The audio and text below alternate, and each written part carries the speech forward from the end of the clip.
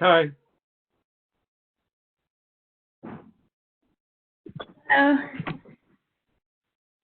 Were you on shape, you think? I haven't. I've literally just got the PowerPoint now, so I'm just loading it up. I don't know. I shan't distract you in that case.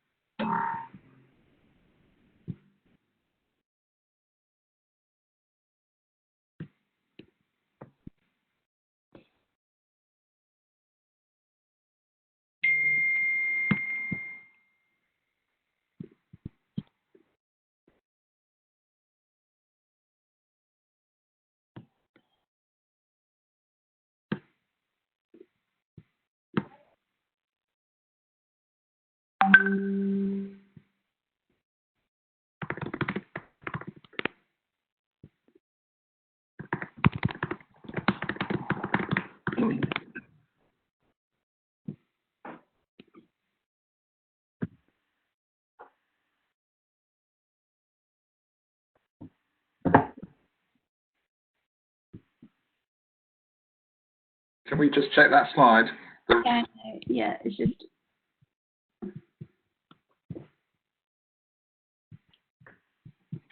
I think it's been imported.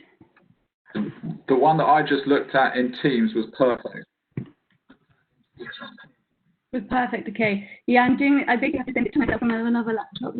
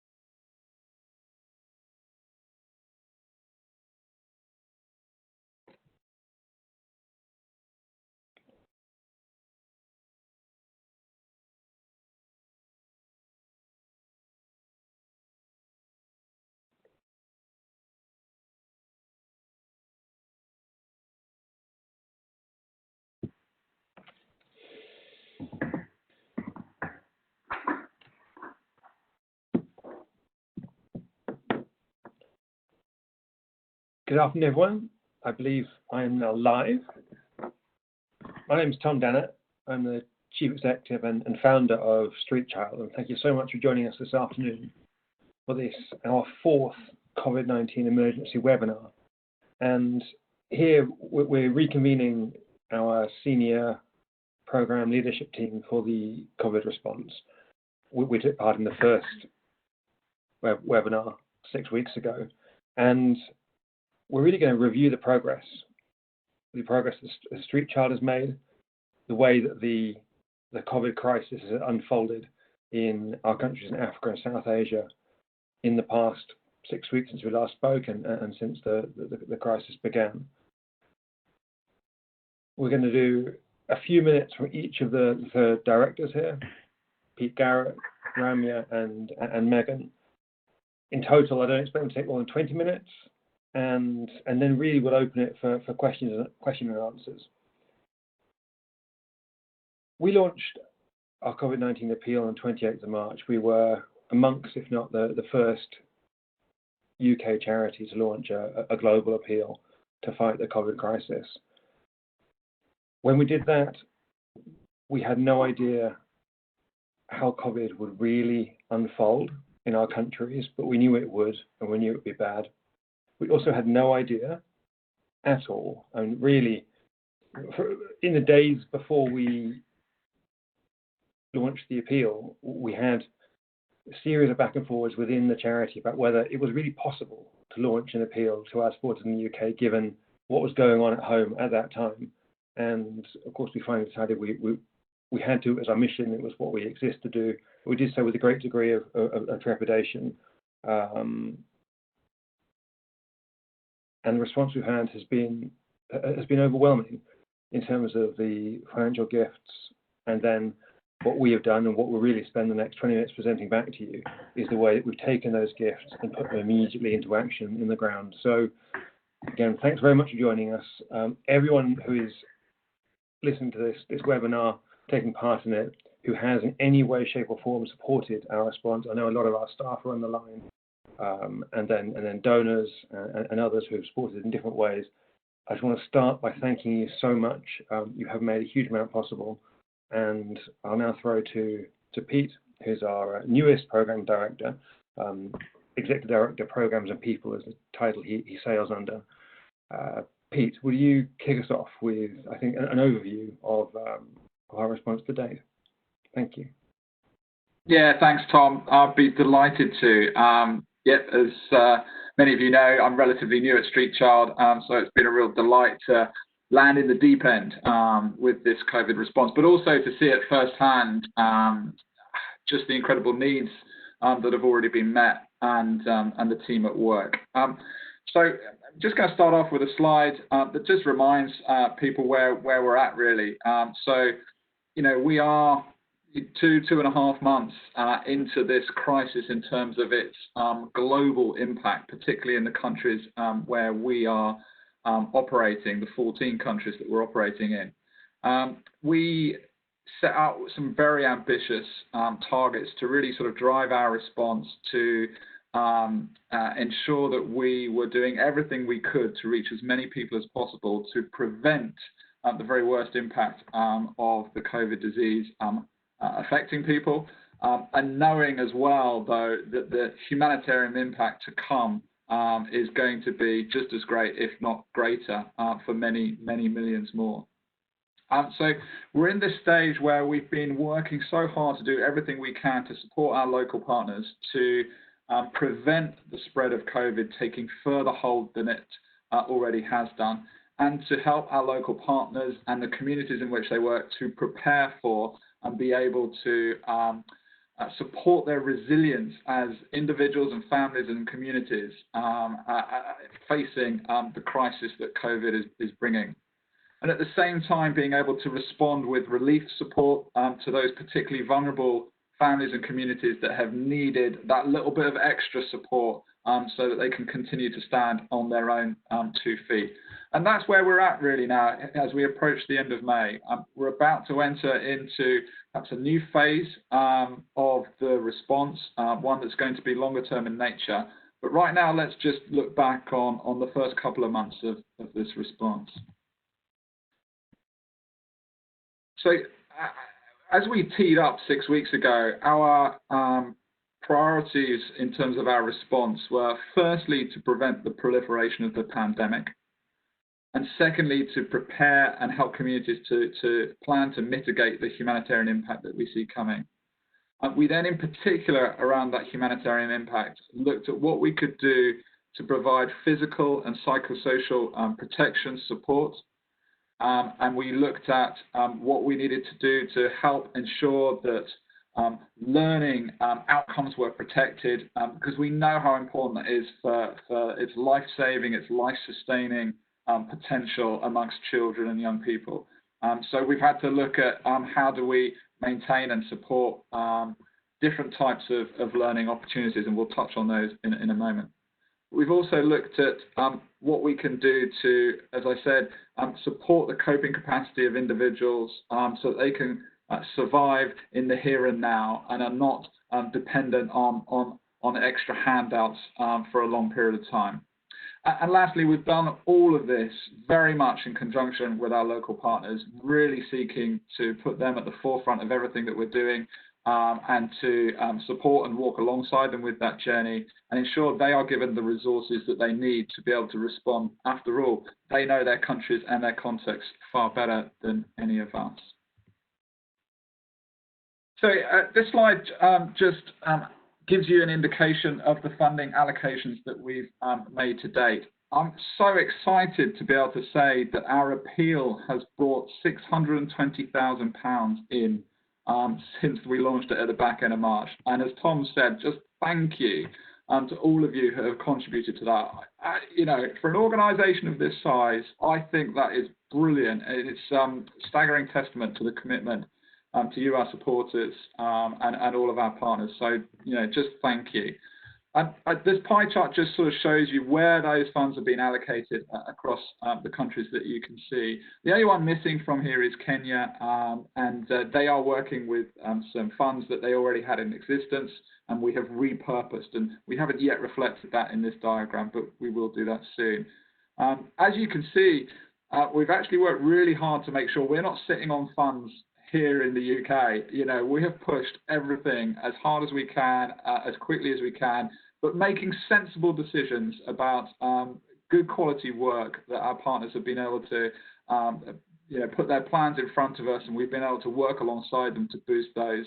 And it's been a real delight to be able to fund those and support them. So you can see we're down to our last 7%. So you know, it's going to continue to be important for the coming months that we reflect on that and what else we can all do together to keep this going. One more slide from me, and I just wanted to sort of headline. You know, we put this target out by the end of May that we would reach 1 million people with life-saving prevention messages and the ability to be able to protect themselves from the reach of COVID. And so I'm, you know, just delighted to report that we have reached 691,000 separate individuals with messaging, with support to adapt behaviour, to protect themselves and their families from COVID, which I think is a phenomenal response. This slide just shows you the sort of 4 categories, the ways in which we have done that.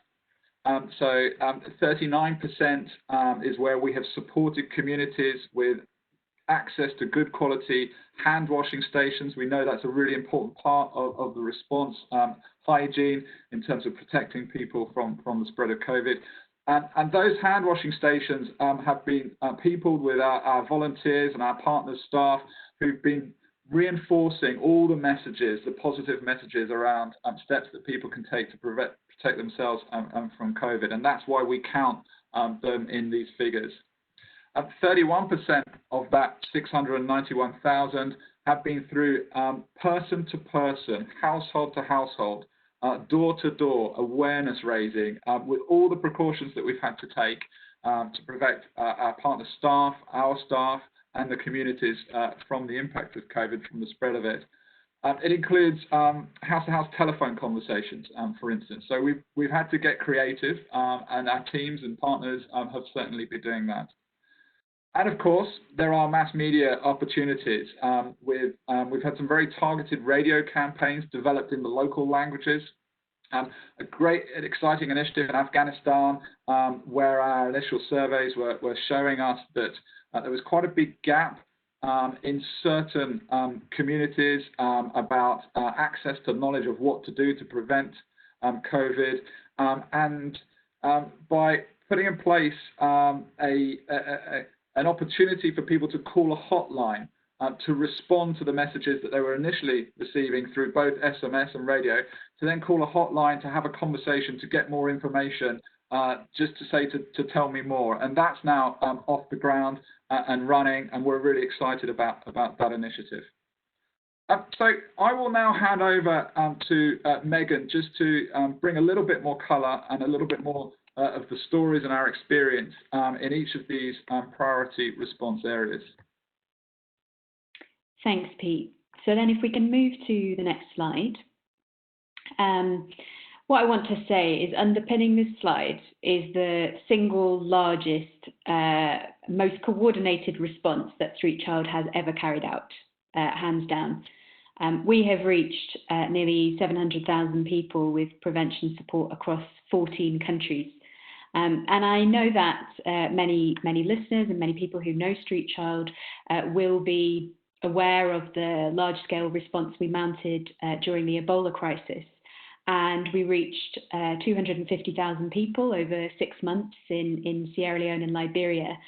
This result has been achieved in just 8 weeks. And when we launched this ambitious goal, it's fair to say we were hopeful that it was possible, but we weren't sure. And it's a real testament, not just to our own team, but most especially to our partners, to those field staff, those foot soldiers really of this prevention response, getting out there into communities to carry this message. And I just really want to acknowledge that and how much that has only been possible with the incredible support that our supporters have given us. So even in 8 weeks, that response has had to evolve really quickly, from very basic COVID-19 messaging, what COVID-19 is, how to prevent it, on trucks with megaphones, translating government posters into more than 10 different languages, and figuring out how to secure definitely more than 100 different permissions we've needed from local authorities just to get out there on the ground during the early lockdowns. Our partners have had to combat so many myths that sprung up in the early days that vitamin C or hot drinks can cure COVID-19, that it's a government hoax, or that it doesn't even exist at all.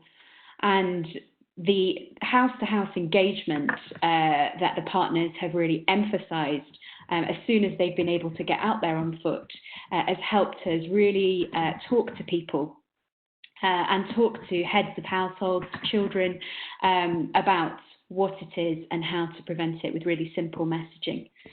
At the same time, we've been setting up over 1,000 hand washing stations at both household and community level in places where, soap is a luxury commodity.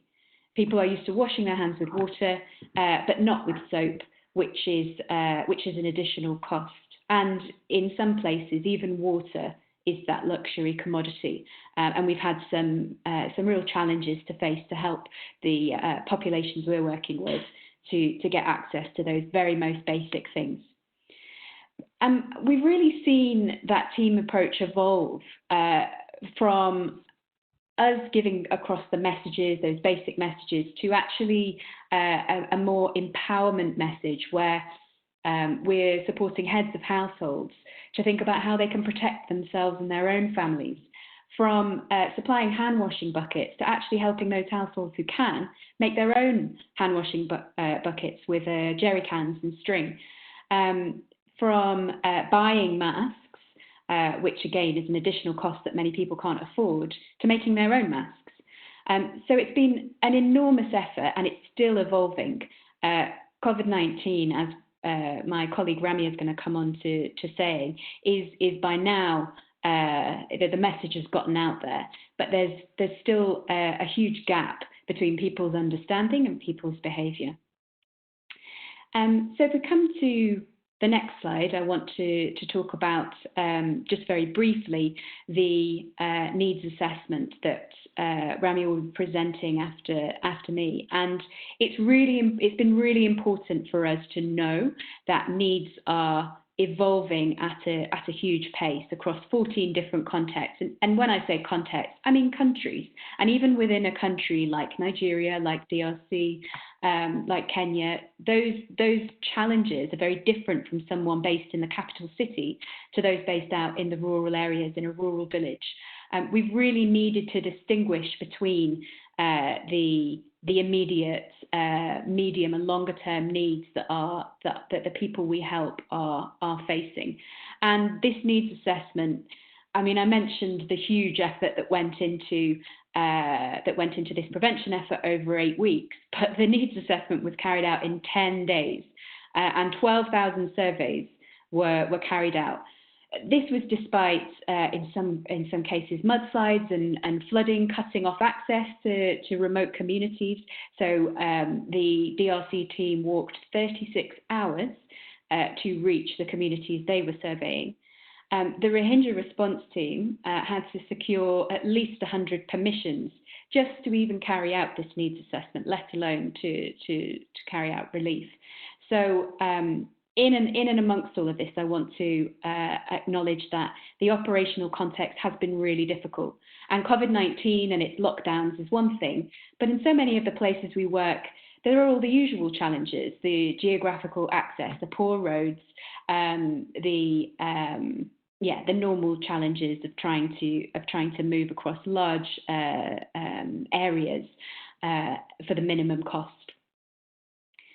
So coming on to our third priority, now protection is obviously one of Street Child's absolute critical priorities, and it's been an interesting phase of our response where we have been targeted so much more at the household level and the heads of household than we would normally be.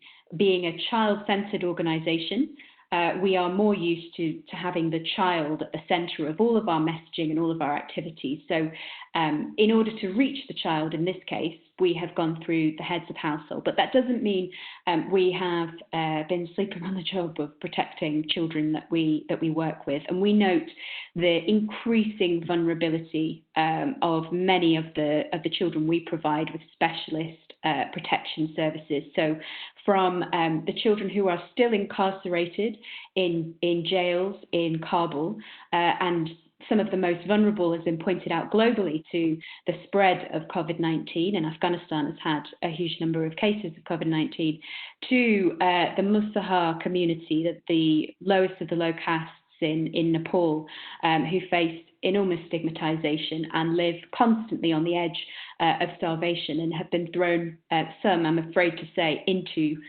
starvation.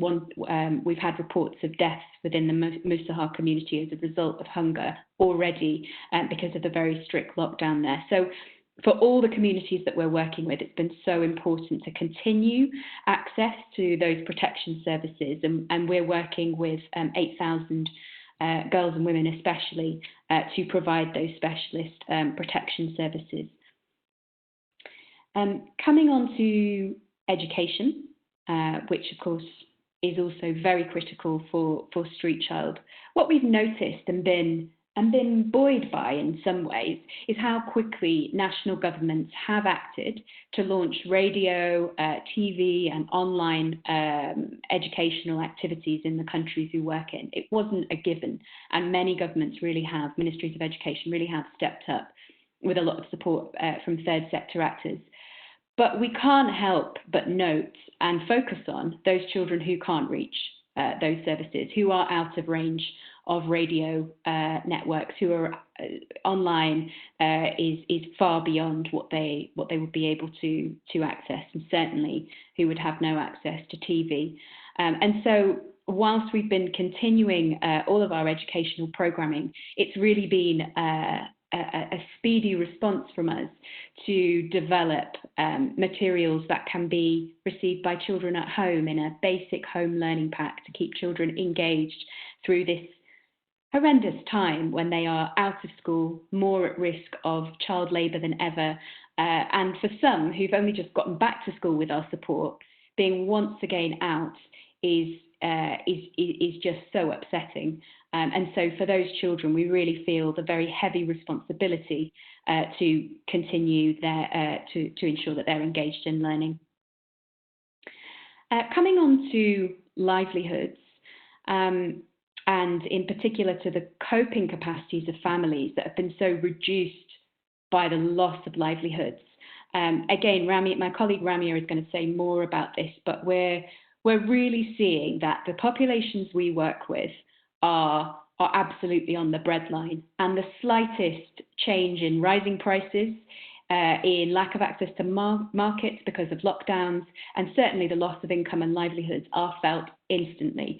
And what they translate to is not a kind of dependency on savings, but an immediate risk of starvation and hunger. And so we've already started distributing food relief to street-connected children, especially during lockdowns, and ultra-vulnerable households, especially in areas affected by lockdowns.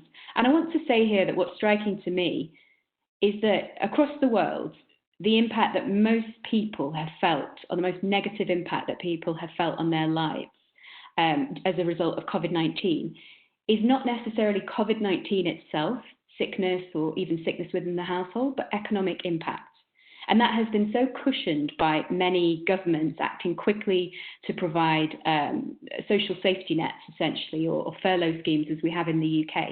And those things are just not available to the households and families that we work with. So I really want to emphasise this economic impact, this humanitarian impact that is just the growing and really critical concern for us as we move into the next weeks and months.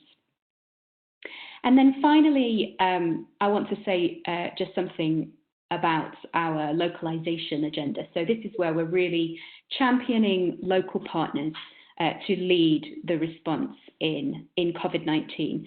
They are on the ground. They have intimate knowledge of their context.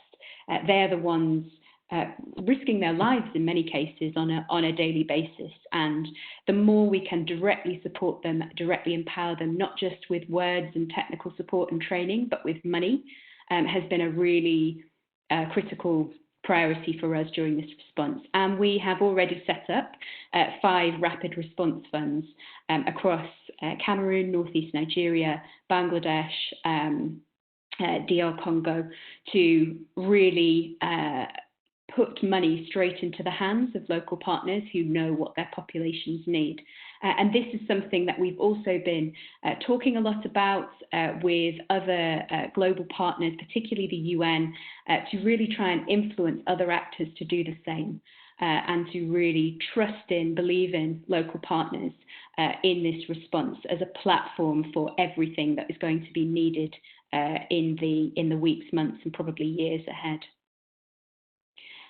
So I hope we'll be able to just switch from my words to some pictures and film of the actions on the ground. You'll see a few snapshots of the activities that all of our field partners have been doing over the past 8 weeks.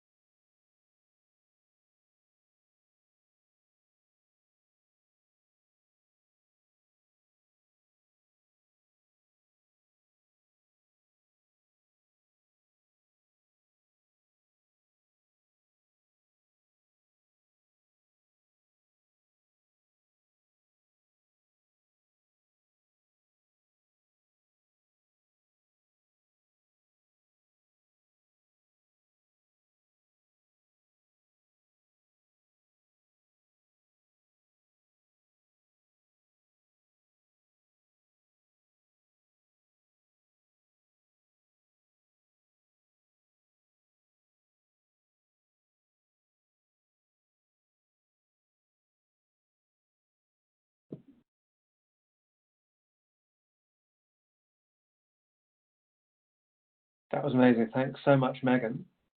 And we're now going to pass to Romeo for our final presentation. Then we'll be opening for questions. So please do thinking of questions you'd like to ask our team. And you ask your questions by typing them in a way that I'm sure we're all now very familiar with, because we now all know about webinars 2 months in. Romeo, please.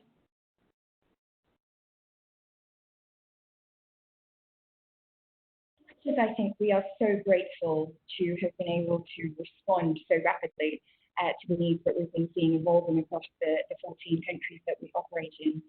Street Child's also really sobered by the realization and recognition of how much work there still is to be done, and the extent to which the needs are getting more and more acute and enlarging in scale day after day. And as my colleague Megan touched on, in an effort to really understand what these needs are and where particularly they are, we embarked upon what is, I think, Street Child's largest effort at a rapid needs assessment to date across the multiple emergency contexts we've operated in, to really try and get both a country level and a full global picture of where the areas and the groups in greatest need are. So we conducted our needs assessment right at the start of May across 14 countries. Our network of 40 partners, as my colleague Megan touched on, were absolutely instrumental in supporting us to get to really hard-to-reach areas, to some of the hardest-hit communities, to understand what they were dealing with and what their concerns were. And we were able to speak to a total of 12,138 respondents. And that included a roughly even proportion of men and women. And we made real efforts, I think, in these countries to try and talk to women, recognizing that often their needs are underrepresented in these types of surveys. We surveyed respondents across an age range from 18 to 80 to really understand how those vulnerabilities were spread across the age groups, and included urban and rural, as well as displaced refugee and returnee populations in our conflict and crisis-affected context. I'm going to talk through some of the top-line messages that have come out of this needs assessment and really touch on, to an extent, what they mean for Street Child going forward in thinking about the next phase of our response over the next 3 months. So the first is that, as Megan touched on earlier, there is now, thanks to the efforts of multiple organisations like Street Child and agencies, quite widespread awareness of COVID-19. So 97% of the over 12,000 people we spoke to said that they'd had at least some information about COVID-19. Now, of course, it's important for us to recognise that this is an average, and it masks the fact that in some contexts, Afghanistan, for example, there are areas where up to 40% of people had never even heard of COVID-19, despite the fact that this is a global pandemic that's been going on at a large scale since the middle of March. So that's really to stress, I think, the importance for us to continue to think about where prevention messaging is really key and absolutely critical to that kind of life-saving, life-sustaining awareness that Pete touched on earlier. But what's of bigger concern, I think, is that heightened awareness about COVID-19 isn't necessarily translating into behaviour change and the kind of preventative actions that we need people to be adopting in line, for example, with WHO recommendations to really make sure that they are protecting themselves against transmission of the virus. So, for example, in Bangladesh, where we surveyed respondents in the Rohingya refugee camps, only 61% of respondents said they'd even attempted the simplest of actions, like trying to avoid unnecessary physical contact.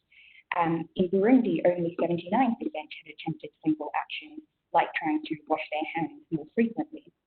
And what we're starting to recognize is that not only is there, in some cases, a lack of understanding of the information that communities are being presented with, but more acutely, there's a lack of access to supplies and infrastructure that would allow respondents to be able to pursue these kinds of preventative actions.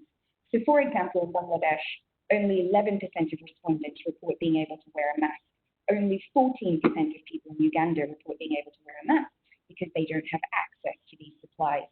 In Mozambique, only 1% of respondents said that they were trying to avoid crowded and congested areas.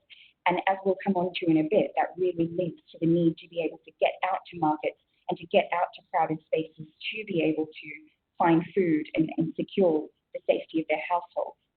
Less than 20% of respondents in Kenya and Liberia report trying to avoid any unnecessary physical contact. And this is really for us a clear indication of the need for more support, for more infrastructure, for more supplies to actually make social distancing, to actually make hand washing possible and realizable in areas like crowded urban slums or refugee settlements where currently these actions aren't an immediate possibility. What we're also recognizing, as Megan touched on before, is that the school closures that are resulting from lockdown are making an already very acute global education crisis much, much worse. And what this means is that whole generations of children are now at risk of growing up without access to life-saving and life-sustaining learning. 54% of the people that we spoke to report that children don't have access to any form of learning. And it's important to stress really that this includes internet-based learning, radio-based learning, TV-based learning, or even access to textbooks and workbooks or paper and pencil at home, which would imply the ability to be able to learn through self-learning methods or with some support from siblings or parents. 54% of the children or respondents we spoke to said that children don't have access to any form of learning. And what we're especially concerned about is the context where we've already seen extremely high rates of out-of-school children prior to the COVID-19 crisis. So in Afghanistan, for example, before COVID-19, 60% of girls were already out of school.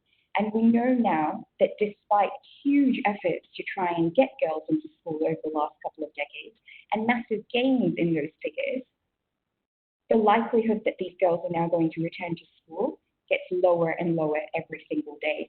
And so it's absolutely essential, and at Street Child, we're thinking very carefully, as Megan touched on before, about how we scale up some of these efforts that we've been putting into place over the last month or two to be able to get access to learning to these children who are currently at risk of permanent dropout. Permanent dropout doesn't just mean that kids don't have access to learning. It has a massive impact on the kind of exposure they have to what we call negative or harmful coping strategies. 96% of the 12,000 people we spoke to reported being concerned about a range of risks affecting children, particularly child labor or forced labor, so forced marriage, and in some of our conflict-affected areas, fear of recruitment into armed groups. And we know that the longer that children are out of school, the higher the risk of exploitation and abuse they face because of exposure to these factors, which are then exacerbated vastly by rising prices, loss of income, loss of livelihoods, and in many cases also, increasingly, loss of lives in their families and communities. Every single one of the 12,000 respondents we spoke to reported either a loss of income or loss of livelihoods, almost universally a concern about increasing costs of food, transportation, and other essential services. And 56% of them noted an acute fear of hunger and starvation. And as my colleague Megan touched on earlier, we are already seeing some really distressing incidents across our communities with children starving to death and increasing reports of fears that surround that, such as risk of suicide, for example. What we're also increasingly concerned about and thinking about how to respond to in the next phase of our response is the extent to which these current, immediate, and acute dangers have a long-term impact upon our communities. So when we were talking to our respondents about what they were doing to be able to cope with these issues, a number of them reported, for example, borrowing food, borrowing cash from their community members, and a number of them also talked about consuming seed stocks that were being held for the next season, or selling off their domestic assets like radios or their productive assets like livestock, seeds, tools, to be able to cope with the current crisis and to be able to get some cash on hand. But what we then know is that that is going to have a massive impact, and we recognize this particularly from our experience in the Ebola crisis. That is going to have a lasting impact on the ability of these communities to bounce back. Communities who are consuming their seed stock now aren't going to be able to plant their next crops in the next season. Selling off your productive assets means that when this crisis comes to an equilibrium, it is going to be that much more difficult to be able to bounce back. And this is where Street Child is thinking very long and hard about what we can do now here in the immediate term to support the coping capacities of these communities so so that they don't then suffer from a long-term depletion of resources that will help them to be resilient and survive the longer-term impacts of this pandemic over time. And finally, and this is perhaps what we know to be the most kind of urgent call to action for Street Child and organisations like us, but less than half of the 12,000 respondents that we spoke to report having access to any kind of assistance or support to date. And the half that we spoke to, approximately 45%, said that the types of assistance that they've received, which ranged from about 10% receiving some food assistance, some cash assistance, to about 20% receiving some food assistance, that in almost all cases, this was one-time assistance. So it was one food pack or an initial small injection of cash that had very quickly been exhausted, with communities now in increasingly acute need of more support and assistance. And we see that these numbers climb dramatically in some of our previously crisis or conflict-affected contexts, like DR Congo, where 70% of respondents said that they'd not received any assistance, or in Mozambique, where 85%, in Cabo Delgado, where we're affected by an increasing intensification of an insurgency, 85% saying they've had no assistance to date. I'm just going to end on a slightly more personal note with noting that whilst we're very, very acutely aware of the intensification of these needs, we also recognize that COVID-19 is one crisis.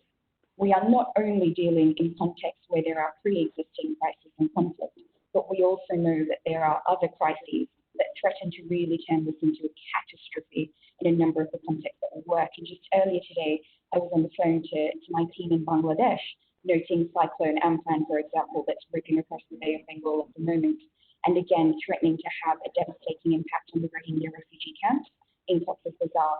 And we know that the impact of that is going to make social distancing, hand washing, sanitation, and other preventative efforts that much more difficult. And so Street Child very much right now is in reflection mode and in scale up of response mode, thinking about where, when, how, and with whom we can have the greatest possible impact in the next phase of our response. I'm just going to throw back to Tom now to talk us through some of that thinking. Yeah, Ramya, everyone, thank you so much. Those are fantastic presentations, and hopefully everyone on the line who knows Street Child will recognize Street Child, the adapted Street Child, an organization focused on empowering local response, an organization which prides itself on being agile. We have not previously dealt in SMS or call centers, but we recognize that was the best way to make a difference in certain contexts. We're doing it. An organization which is grounded in the world's toughest places, an organization which focuses on scale. We're that close to that initial goal of 1 million. I don't know of another organization which has attempted to sample the views of 12,000 participants. So we're excited by what we'll be able to achieve. It's an adaptation on what we wanted to be doing, who we expected to be in these 3 months, but it's an essential adaptation for the circumstances. We're now going to move to questions. We have at least 15 minutes, maybe not quite as long as we planned, but hopefully you feel it was worth it for the presentations. And yeah, one of the questions that has been put forward already, I think, is right on the money. And yeah, asking the panel if everyone could just perhaps answer quickly. What lessons do you think you've learned? Perhaps everyone on the panel could go for one lesson, or if you're brave or regret, I don't know. But yeah, just one thing that we think we've learned in the last 2 months. Fastest on the buzzer.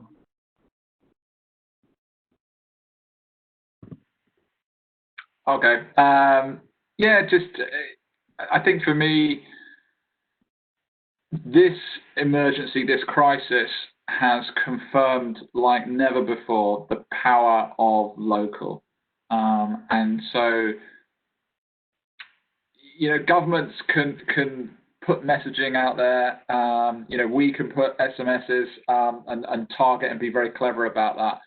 But that reinforcement from people who are of the community, in the community, caring about the community. And I think the network of local partnerships that Street Child has and continues to develop, even now, literally, taking on board new partners that we think we can work well with, that reach is just incredible, and it is absolutely the way to go. It's not about, you know, an international charity riding in on a white horse.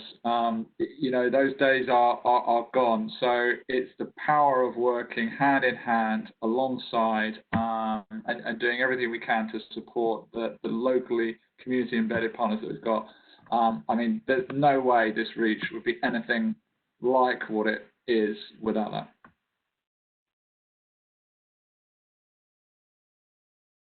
Thanks, Pete. Megan, Ramya, anything to add? Sure. I'll touch on two things very quickly. And the first one is really the importance of scale. We talk a lot at Street Child about, you know, why it's important to do more for more children, for more communities, but that's really hit home in this particular crisis, where no one is safe if everyone is not safe. And so even more than our previous ambitions to be able to support as many people as possible, I think we see even more as a moral imperative in this particular instance to try and reach as many people as possible with our support.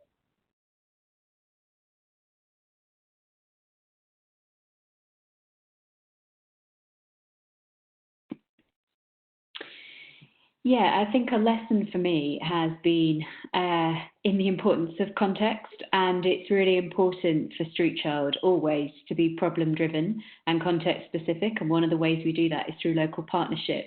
But 8 weeks ago, we really didn't know how COVID-19 was going to develop. We didn't know if there was going to be an absolute exponential increase in COVID-19 cases across our countries, or whether there would be other sort of compound catastrophes, as Ramya has mentioned in her response, come our way. And I think the way we work is how it has to be, working to quickly identify and adapt to the needs on the ground, and really trusting and working through our local partners to do that, and be willing to challenge our own assumptions as well about what might happen, and pivot straight away to what is actually in front of us. And I think that's why this needs assessment has been so important, to really focus our minds on the key issues that are happening now. Thank you. Perhaps one of you could come in on this one. I think it's important. Just a quick overview on how we've got those numbers. And actually, I noticed that two numbers have been circulated. There was a larger number trailed at the end of the video than the number that was spoken about earlier. So perhaps if Megan or Pete would like to come in. I'm happy to take that. So the larger number of sort of 950,000 people reached, that's the totality of our response. That includes our prevention. It includes all that humanitarian response work that we talked about around education and protection and livelihoods and food assistance, relief assistance. So the figure that I used at the top was 691,000. That's specifically on the prevention part of our response, but the total is far bigger than that. How do we get those numbers? I mean, basically, we are asking our staff and our partners staff to collect figures on an activity-based reporting. We've got a monitoring framework in place. We've developed that. We've adjusted that. So we're asking them to confirm what progress they've been making on a weekly basis. And then we are verifying that by looking at their original plans, what they said they would do, looking at their budgets, what they said they could do with the money that we've got, and just applying some common sense to that. On certain things like SMS reach, that can be that's very easy to track. On radio reach, we've looked at what the national average for particular radio stations are in terms of listening population. I almost said viewers there. You can't really view very well on radio. But And then we have taken a very conservative proportion, and deliberately so, because we don't want to overplay the reality of what a radio station might say their reach is and what we think it is. So we've taken an absolute fraction of that. And so it's not an exact science. It might come to, and 7. Is it 7 or is it, 77? But we have put in place a mechanism that we believe gives us the best chance of being fairly comfortable and conservatively comfortable in terms of our reach. That's great, thank you. The next question we have asked us to identify our 2 to 3 priorities in the coming 2 to 3 months. And so I suggest the best way to handle this is if you each outline one priority. And I would definitely recommend being fastest on the buzzer. But go for it. Right, I'll go first. Priority to get as many children learning as possible. Street Child has been working on developing some remote learning materials for children who don't have access to radio, who don't have access to other kinds of remote learning mechanisms, where we provide, for example, recorded devices with lessons recorded onto them with a week's worth of interactive materials, and dropping them off in communities in really safe and secure ways, and looking for ways for our teachers to then follow up with those families and children to make sure that they are engaging in learning, along with some psychosocial supports offered with that. And that is absolutely one of our priorities, is tackling that 54% figure that we noted before and trying to bring that down as much as possible in the context where we operate. Street Child Education Director, that is the right answer. But on a serious note, when we were going through the surveys as a senior team yesterday morning, the first time we had a proper look at the analysis and the results, that 54% figure was the one above all the other numbers that really leapt out at me. Like, wow, of a cross section of the populations in the areas where Street Child is working, 54% have zero access to education right now. That is a number with terrifying long-term consequences. Megan P, who's next? Yeah, so I'm going to be cheeky and pick 2 quick ones. One is I'm most concerned about coping capacities and about families' resilience in this crisis. The extent of the longer-term impact will be affected by how much we can help them now. And linked to that, I want to say something about response priorities in terms of how we've got to work smart. I mean, Street Child is not the UN. We are an INGO of a medium size, working in 14 countries, and I think we've got to be really smart about where we can catalyse, for example, attention on the most vulnerable communities and on livelihoods and recovery straight away, with tried and tested results, for example, from the Ebola epidemic, to look where we can link and fill gaps to much larger responses that will undoubtedly be to come.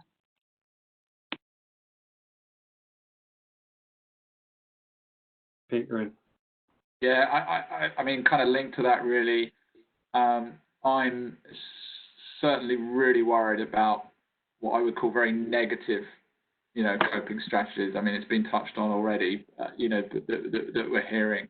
Rise in early or forced marriage and various other forms of exploitation and abuse, and the consequences that is going to have for incredibly vulnerable, segments of society, often very neglected. And I think we've got a real responsibility, actually, because of our access and our network and our experience, to do everything we can,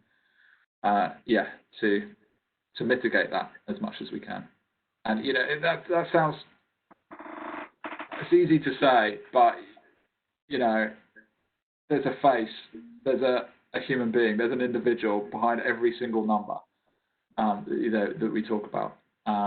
And so I'm we're in this planning phase right now, folks, for what does the next 3 months look like.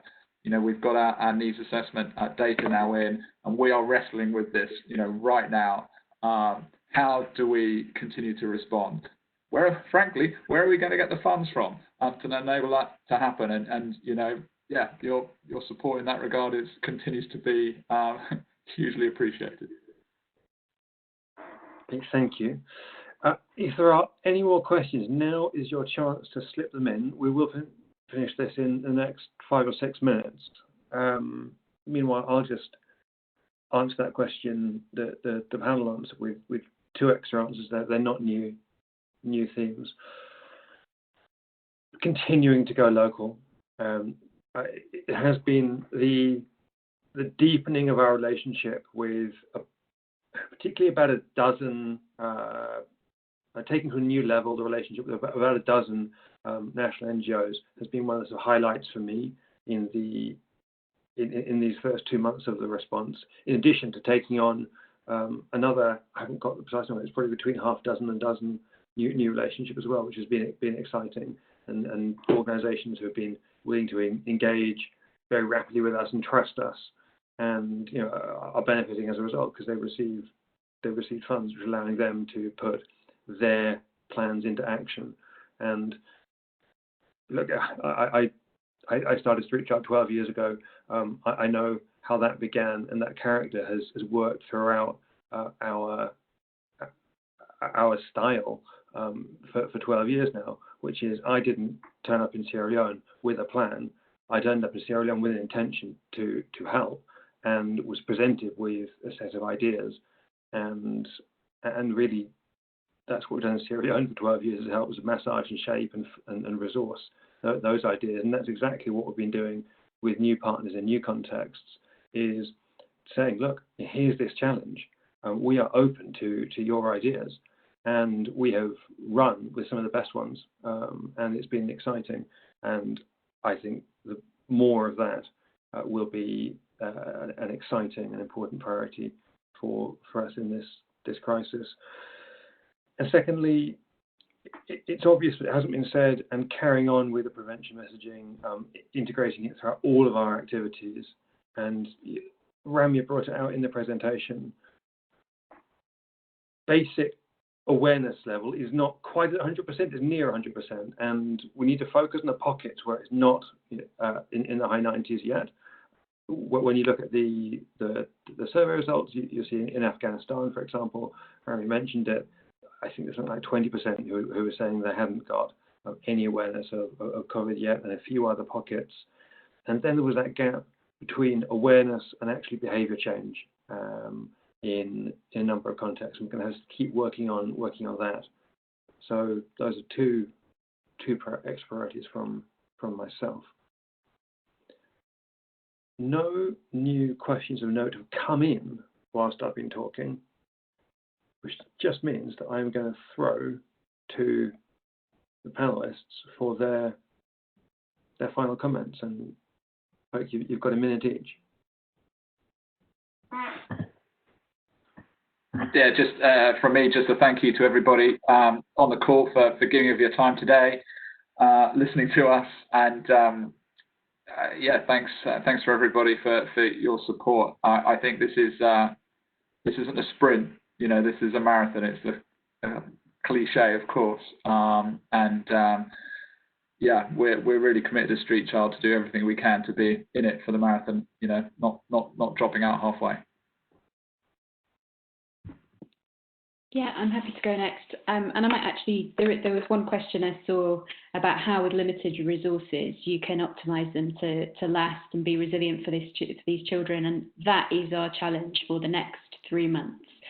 We have been so focused on prevention, and once you know about COVID-19 and have the resources to prevent it, you are directly helping people to protect their own lives. But as we shift into the next phase of response, resilience is the key word. We need to figure out how to get children back into education, which will have lifelong benefits, how to help households rebuild livelihoods and get back on their feet, which again has lifelong benefits, and how to ensure children don't have to face the alarming range of protection risks that they currently are, as much as is in our power.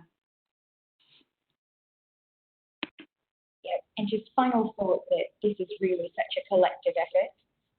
The small silver lining, if you can call it that, of the pandemic has been this shared experience that we're having across the globe. We all really understand these countries are going through with a particularly kind of acute chronic crises that existed before this pandemic, and we're all kind of pulling together to try and support. I noticed a question about cooperation with government and other NGO responses, and as my colleagues touched on before, that's been really critical. We're part of a number of cluster coordination mechanisms. We work, our local partners on the ground are absolutely an essential part of that coordination mechanism and making sure that we're able to reach the hardest to reach areas, and coming together and being able to share insights like this with other actors, with donors, other agencies, people who are looking to work on the ground, being able to share what we've learned and to inform others' actions. That's really critical, I think, to making sure we're making the biggest possible impact on the ground. And yeah, just a massive thank you to everyone who's turned up to listen and to partake in that as well. Brilliant. Everyone, thank you so much. A final reflection from me in preparation for this webinar, I was going back to the mail that I sent out launching our appeal on the 28th of March, and trying to sort of kind of mentally dredge, because something just happened between now and then, our kind of sentiments and fears at the time, and map them against where we are now. The number that I quote in that letter was that there were 3,000 cases of COVID-19 recorded in Africa on the 28th of March. That number stands just below 100,000 now. I don't know whether we were fearful that it would be 10,000, 100,000, million, or 10 million. It doesn't really matter. COVID-19 has clearly taken a very strong grip on every country in the world, and in particular each of the 14 countries that Street Child operates in. And for all the work that we have done in the last 2 months as Street Child and as a global community of actors, which I believe has made a significant impact.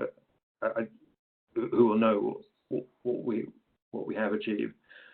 It is so clear that we are, alas, in the foothills of a very long climb, and we finish with that. We are just immensely grateful for everyone who has helped us to get up these few hills at the start, and we just have no choice but to acknowledge that there are big hills and mountains before us, and we do ask for your ongoing support. And we do that above all for 2 reasons. 1, because the communities that we serve desperately need it, and 2, because we are absolutely certain that the solutions that we deliver through Street Child make a real world difference. With that note, I'll finish. We'll all finish and carry on our afternoons. Thank you so much once again, and when it comes, enjoy your long weekends. Thanks very much. Bye.